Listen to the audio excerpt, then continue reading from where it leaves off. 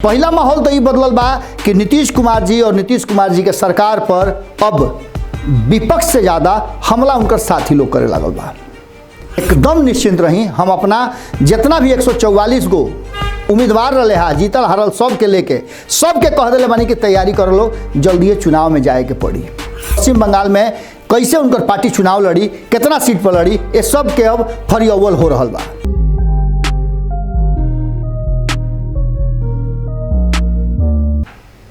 लुका छिपी कैला से ओरियाई ना, ये सियासी खेल हो, इतना जल्दी फरियाई ना। गोड़ लागते नहीं हेरा से अभिनंदन बरुआ के अपना कार्यक्रम जना के नाम कुटा टोक के। बिहार में अब सरकार और विपक्ष दोनों आमने सामने बाड़े, लेकिन एकरा से लम्हर बात रुआ से कहे बैठल बनी। लम्हर बात ही बा कि अब दिशा और दशा दोनों बदल गई बा। दशा कैसे बदल गई बा? तो दशा ऐसे बदल गई बा कि नीतीश कुमार जी के सरकार में मंत्री के संख्या कम बा, और मंत्री के संख्या कम के बावजूद एगो मंत्री के पहले ही तिलांजलि देवे के पड़ गई। तिलांजलि के मतलब रुआ कोनो गलत मत समझब, उनका के मंत्रिमंडल से हटावे के पड़ गई, कारण कि नीतीश कुमार के प्रतिष्ठा पर अंगुरी उठत रहे। अच्छा, एगो चीज़ बा कि नीतीश कुमार जी के प्रतिष्ठा पर अंगुरी उठल तो निश्चित रूप से नीतीश कुमार जी चिंतित जरूर हुई हैं, लेकिन ओकरा बावजूद उ केहू के उमें शामिल ना कैले। भारतीय जनता पार्टी के तरफ गेंद फेंक दिले रहन कि भारतीय जनता पार्टी मंत्रिमंडल में शामिल होके वाला लोग के नाम नइखन फरिया के देत, ये चलते उमें विलम्ब हो गई। बाकी ऐसा बात भारतीय जनता पार्टी ना कहलस। भारतीय जनता पार्टी भी कह सकत रहे कि नीतीश जी बिल्कुल चाहत रहे हैं कि मंत्रिमंडल के जल्दी से गठन हो जाओ, हमनिए में तनी देरी हो गई, लेकिन भारतीय जनता पार्टी ऐसा बात ना कहलस। एक बाद तेजस्वी यादव चुप्पी साध ले बाड़े। तेजस्वी यादव ये निखन कहत कि नीतीश जी का कहले। तेजस्वी यादव कहता है कि 19 लाख नौकरी पर हमार नज़र बा, कि 19 लाख नौकरी कहिया से देवे के शुरुआत होता, एक एक दिन अंगुरी पर दिन गिना रहा बा। एकरा साथे साथे और भी बहुत सारा राजनीतिक परिवर्तन भइल बा, बहुत सारा माहौल बदलल बा। पहला माहौल तो ये बदलल बा कि नीतीश कुमार जी और नीतीश कुमार जी के सरकार पर अब विपक्ष से ज़्यादा हमला उनकर साथी लोग करे लागल बा। एगो तो पुरनका साथी जो करते रहे तो रुआ पते बा, पुरनका साथी में रुआ जानता नहीं के बा, चिराग पासवान। और चिराग पासवान के लेकर के जितना कुछ भी नीतीश कुमार कहता रहे, जितना उनका से पीछा छुड़ावल चाहता रहे, भारतीय जनता पार्टी उतना उनका पीछे लगौले रहता। हालांकि चिराग पासवान ये बात के घोषणा पटना से कह के गई रहन कि वो अब 6 महीना तक ले विषय पर कुछ ना बोली हैं, माने 6 महीना इंतजार करी हैं, और 6 महीना का समय बा। 6 महीना के समय वो कहे दिले, साल भर के कहे ना दिले, 2 महीना कहे दिले, 1 महीना कहे दिले, इहो बात बड़ा सोचे वाला रहे। 6 महीना के बाद काकुल होखे वाला बा, इहो बात रोज जानता नहीं। और एकरा पहले नीतीश कुमार जी एगो और गोली फेंक दिले। एगो तो मंत्रिमंडल के गठन में वो सीधे तौर पे दोषी बना दिले भारतीय जनता पार्टी के, और भारतीय जनता पार्टी के लोग लगातार नीतीश कुमार जी के जौन विभाग बा, नीतीश कुमार जी के जौन काम बा, ओकरा पर अंगुरी उठा रहल बड़े। ए बीच में तेजस्वी यादव जौन की लालू प्रसाद से मिल करके अइले हा, उनका में परिवर्तन भइल बा। तेजस्वी यादव मिले गई रहन, वही घड़ी वो घोषणा कर दिले कि जल्दी से बैठक बुलाओ जाओ, और बैठक बुला करके समीक्षा कल जाओ कि केकरा कारण के हार भइल, कैसे हार जीत भइल। ये सब बात के बीच में हालांकि नीतीश कुमार और तेजस्वी यादव के बीच में जो आमने सामने चलत रहा, एक दूसरा पर आरोप प्रत्यारोप के दौर बंद हो गई बा। एक सिलसिला वही दिन से बंद बा जहिया सदन में नीतीश कुमार जी तेजस्वी यादव के चुप करौले रहन, और ओकरा बाद ताड़ाताड़ी में लालू प्रसाद के फरमान आई, और फरमान के बाद तेजस्वी यादव लालू प्रसाद से मिलले, और मिलला के बाद बहुत कुछ वजह से ले करके आइल बाड़े, जौन बात रउआ लोग के कहीं ना कहीं भारत लाइव के माध्यम से हमनी के हिगरा के बतौनी जा। तेजस्वी यादव से आज जब बैठक के दौरान पूछल गई, पत्रकार लोग पूछल, भारत लाइव के भी लोग में रहे, शामिल रहे, जब पूछल तो तेजस्वी यादव साफ तौर पे कहले कि वो अभी वेट एंड वॉच के स्थिति में बाड़े, और एक साथे इहो बात कह दिले कि एकदम निश्चिंत रही, हम अपना जितना भी 144 गो उम्मीदवार रहे हा जीतल हारल सबके लेके सबके कह दिले बानी कि तैयारी कर लो, जल्दी चुनाव में जाए के पड़ी। हालांकि तेजस्वी यादव ये बात कहले बाड़े, लेकिन एकरा पीछे बहुत सारा बात बा और बहुत सारा संदेश दे चुकले। राजनीति में जो सामने से कहल जाला, ओकरा पीछे में बहुत सारा तथ्य तर्क छुपल रहेला। अब जैसे कि रुआ देखी कि नीतीश कुमार के संगे रह करके भारतीय जनता पार्टी के नेता लोग के पूरा भूड़ी छटका दिले बा। भूड़ी छटकावला मतलब जानते बनी रुआ, एकदम छुट्टा छोड़ दिले बा कि जरा जो बोले के बा बोल लो लोग, यह मौका बा, फिर मौका ना मिली। और ये मौका के बढ़िया फायदा उठाओ लोग। रुआ पते बा कि बड़का बड़का बकैत जन रहे हा, जिनका के बोलक्कर नेता कहल जात रहा, हार्ड कोर नेता कहल जात रहा, वो सारा लोग अब बिहार में अपन डेरा डाल दिले बा। और कुछ लोग तो बगल के राज्य पश्चिम बंगाल में भी डाल दिले बा। बिहार के बात करी तो नीतीश कुमार के सुशासन पर सबसे पहला हमला उनका अगल बगल वाली कुर्सी पर बैठे वाला दोनों उप मुख्यमंत्री कैले। एक साथ साथ मंत्री बाड़े वो मंत्रियों कह दिले कि भैया भ्रष्टाचार तो चरम पर बा, एगो काम बिना पैसा के होत नहीं खे। कहीं ना कहीं अधिकारी पर बहुत बड़ा आरोप लग रहा बा। और अधिकारी पर आरोप लगला के मतलब बा कि गृह विभाग केकरा लगे बा रुआ पता बा, नीतीश कुमार जी लगे बा। अपराध के लेकर के और बिहार में भ्रष्टाचार के लेकर के लगातार नीतीश कुमार पर हमला हो रहा बा। ये दूगो नीतीश कुमार के यूएसपी रहे और यही मुद्दा पर नीतीश कुमार के डाउन करे के तैयारी चल रहा बा कि भ्रष्टाचार भी चरम पर बा और करप्शन भी, क्राइम भी दोनों बा। और तीसरका मुद्दा जौन बा ओकरा पर तो प्रशांत किशोर बहुत पहले ही से कहता रहे कि कम्युनिज्म पर जौन जीरो टॉलरेंस रहे नीतीश कुमार जी के, ओकरा के पिछुती कर दी।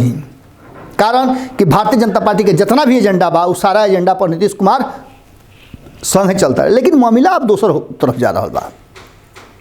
मामला रुआ देखले हो कि संजय जायसवाल भ्रष्टाचार पर कैसे नीतीश कुमार के घेर ले और बीच सड़क पर संजय सरावगी घेर ले। अतने ना और भी बहुत सारा नेता बाड़े जो लगातार नीतीश कुमार के घेर रहा बा। और यहाँ तक ले कि कुछ ऐसा पदाधिकारी बड़े प्रशासनिक जिनका नाम लेके कहल जा रहा बा कि उनका के हटाई, दुलरुआ लोग के कितना दिन रखब। एकरा अलावे अब ई एक पक्ष भइल, दोसर का पक्ष हुआ चिराग पासवान के देख रहा उनकर पार्टी लगातार हमला कर रहा बा और धीरे धीरे नीतीश कुमार के बेचैनी बढ़ रहा बा। एक साथ साथ नीतीश कुमार इतना जल्दी हार माने वाला तो बाड़न ना। भारतीय जनता पार्टी खातिर छू बोल दिले बाड़े। पश्चिम बंगाल में कैसे उनकर पार्टी चुनाव लड़ी, कितना सीट पर लड़ी, ये सब के अब फरियावल हो रहा बा, मंत्रणा चल रहा बा। और पश्चिम बंगाल से कितना लोग आकर के नीतीश कुमार जी से मिलल, बैठक भइल और बैठक के बाद नीतीश कुमार जी खुल के तना कहले। लेकिन उनकर जो ओइजा के विशेषज्ञ लोग बा उ यह बात के कह रहा बा, जो ओइजा के उत्तराधिकारी जिनका के बनावल गई बा उ कह रहा बाड़े। बलियावी के बयान रुआ सुनबे कहीं उनका के प्रभार दिहल बा पश्चिम बंगाल के। और चुनाव में कैसे कुल का हुई खूब खुल के बतिया रहा बा। साफ तौर पे कहना बा कि कहीं ना कहीं अब मामला दूसरा तरफ जा रहा बा। यहाँ तक ले जदयू के नेता लोग के कहना बा कि हमनी के जौन याराना बा, दोस्ती बा, गठबंधन बा, वो बिहार तक सीमित बा। अब अलग अलग राज्य में हमनी के अलग अलग चुनाव लड़ले पहलू बानी जा। और अगर पश्चिम बंगाल में लड़ता तो का हो गई। अब ये बात पर चिराग पासवान के बात याद आ जाता कि वो ये बात कहल रहन तो उनका पर काहे इतना तल्ख तेवर बा। भारतीय जनता पार्टी चिराग पासवान पर कोनो कार्रवाई करे का तैयार नहीं है। केंद्रीय नेतृत्व केंद्र में भी जो मंत्रिमंडल के गठन रहे ओकरो पर विराम लगा दिहल गई बा। 14 जनवरी तक ले सारा मामला एकदम बिल्कुल। और वो लोग के पहले भारत लाइव बात बतौले रहे कि 1 महीना का जो समय बा, ये 1 महीना में जम के भीतर यह राजनीति हुई और एक दही में जोरन लगावे वाला काम 14 जनवरी के बाद रुआ देखे के मिली। ये बीच में लालू प्रसाद से मिलने के बाद जब तेजस्वी यादव आइले तो उनका व्यवहार में बड़ी परिवर्तन हो गई। और ये परिवर्तन से साफ नजर आता है कि नीतीश के बीजेपी से पटरी नहीं बैठत। और ये पटरी नहीं बैठत तो लालू प्रसाद एमे अपन गेम सेट कर सकेले। लालू प्रसाद अपन मंत्र दिले बड़े और मंत्र तेजस्वी यादव पर बड़ा जबरदस्त ढंग से देखे के भी मिलल। तेजस्वी यादव आइले तो कोनो तरह के सीधे हमला बंद कर दिले बाड़े। उनकर हमला के निशाना जौन बा वो भारतीय जनता पार्टी पर हो रहा बा। और कहीं ना कहीं अब एक बात के समझ में आ रहा बा कि अगर उन्हें पटरी नहीं बैठत तो 2013 के पहले वालों से बतौले रहे कि 2013 के जौन लालू प्रसाद के गिफ्ट दौन दिले रहन नीतीश कुमार के, वो गिफ्टवा वापस करे के अब समय आ गई बा। का तेजस्वी यादव मुख्यमंत्री बनी है और चाचा नीतीश कुमार उनका के समर्थन दी है। ये बात अब बहुत जोर से भीतर भीतर चल लागल बा।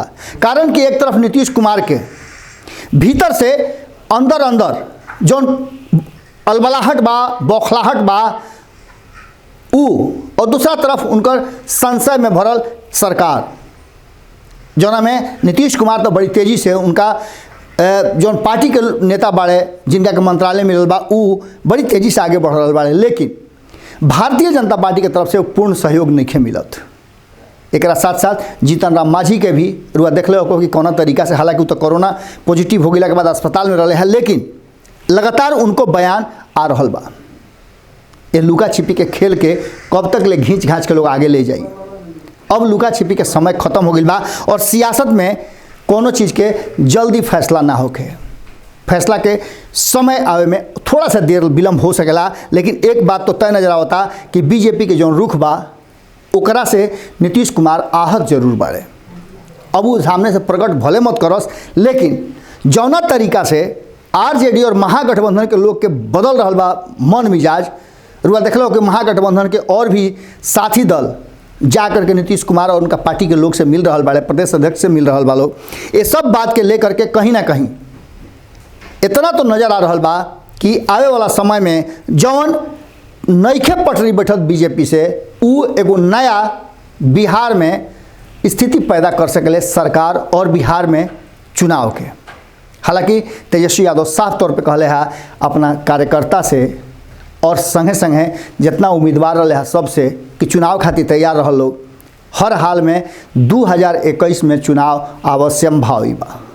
अब एकरा के ले करके तेजस्वी यादव के जौन लालू प्रसाद से मिलला के बाद ही जौन बात रहा, ये बात कितना असरकारक बा, या फिर तेजस्वी यादव के उ मंत्र मिल गई बा जौना से नीतीश कुमार और उनका सरकार पर ग्रहण और कहीं ना कहीं गिरे के ओकरा के हटावे के तरीका उनका मिल गई बा। कैसे ही संभव बा ये तो अभी तक हमनियों के खोज में टोह में लागल बन जा, लेकिन इतना तय नजर आता कि नीतीश कुमार जी जौना अभी स्थिति से गुजर रहा बड़ा, लगातार कम संख्या जौन की आंकड़ा होला बहुमत खातिर ओकरा से जूझ रहा बड़ा, कभी भी कुछ भी हो सकेला और मौका लगी तो देखे वाला बात ही हुई कि बाकी के जो साथी बड़ा एनडीए के ऊ का एमे रोल निभाई हैं।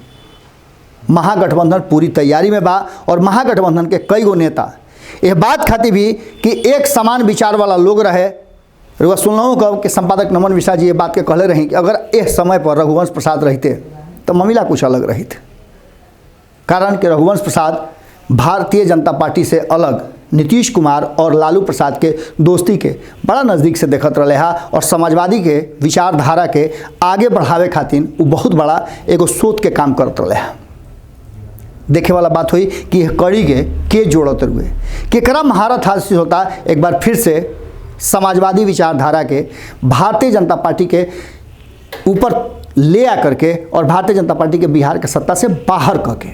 का इस संभव बा, चुनाव पर संभव बा, या फिर कोई नया एकरा में परिवर्तन हुई, नीतीश कुमार के मन मिजाज फिर से बदल सकेला कि ना, इस बड़ा प्रश्न बा। और यही प्रश्न के साथ रुआ लोग के छोड़ के जाता नहीं, कारण कि एक कसमकस में कहीं ना कहीं बिहार के राजनीति में एक नया अध्याय के शुरुआत होकर बड़ी दूर से नजर आ रहा बा। एगो छोटा सा दिया टिमटिमाता, नहीं चूँकि दिया रोशनी दे रहा बा। रुआ लोग के याद हुई कि जब अकबर के सामने बीरबल के कथा जब कहल जाता रहे तो ना में एगो गरीब के सजा दिहल गई रहे और वो कहानी रुआ लोग के पता हुई, लेकिन बहुत संक्षेप में रुआ लोग बता देते नहीं कि जब गरीब से पूछल गई कि आखिर तू तोरा के सजा दिहल गई रहे तो कैसे जिंदा आ गई, तो कहलस कि बस एगो टिमटिमात दिया रहे बड़ी दूर, वो दिया के देखत रह गई और हमार जान बाँच गई। यह बात पर ओकरा के बरी करे के जब बीरबल के फरमान आई तो राजा कहले कि तू गलत करता रहा, तो कहले कि ठीक बा एकरा के प्रमाण हम रुआ के दे देता नहीं। और कुछ दिन के बाद जब राजा के संदेश गई कि बीरबल के बुला के ले, वो बड़ी दिन से गायब बाड़े, तो जब सैनिक उनका भी गईले तो देखले कि एगो बहुत ऊंच मचान पर बांस गाड़ करके आ हड़िया टांगल बा, नीचे आग लहकता। आके कहले कि भाई का करता रह, राजा बोलावता रहे, तो कहले कि राजा के छोड़ देना, हम अभी खिचड़ी बनाते हैं, खिचड़ी खाई तब न जाई। 2 हाली हो गई, 3 हाली हो गई, अंत में राजा अपने अइले तो कहले का मूर्खता करता रह भाई, तू नीचे आग जलता उतना ऊपर तहार हड़िया टंगल भाई, खिचड़ी कहियो बनी। तो कहले जब खिचड़ी कहियो ना बनी तो वो गरीब जौन सजा दिले रहे ओकरा एगो दिया से कैसे ओकरा जान बच गई। अब यह बात के लेकर के बिहार के राजनीति में एक नया अध्याय के शुरुआत होके जा रहा बा और देखे वाला बात हुई कि उ जौन सोती बा जौन एगो नन्हा सा चिराग जलता, वो चिराग कहाँ बिहार के लेके जाते हुए और बिहार के राजनीति, बिहार के सरकार में काकुल परिवर्तन हुई, कैसे बिहार के विकास के सीढ़ी तय हुई, एकरा पर और वो सोची। अगर वो लगे मन में कोनो विचार बा तो जरूर लिख के दी सब है। इंतजार करतनी फिर काल भेंट हुई यही ठेहा पर जना के नाम हो खूटा टोक के। लेकिन एक बात तो तय ना लगता कि अगर नीतीश कुमार के पटरी ना बैठे तो वो समय ना लेवेले और झट से फैसला ले लेवेले, रातों रात कोनो फैसला आ जाए तो वो लोग इंतजार करे खातिर तैयार रह सब है। गोड़ लागत नहीं। अगर ये वीडियो पसंद आई और वह बिहार के राजनीति और बिहारियत से सरोकार रखेनी तो सब्सक्राइब बटन दबा के चैनल के सब्सक्राइब कर ली। ओजे एगो घंटी बा, ओकरा बटन दबा देला से कुल सटीक और मारक खबर रुआ मुफ्त में मिल जाई। अगर रुआ पत्रकारिता के हमनी के नया प्रयोग में सहयोग कर चाहतानी तो ज्वाइन बटन दबा दी। पेटीएम नंबर नोट कर ली 9386816700। धन्यवाद।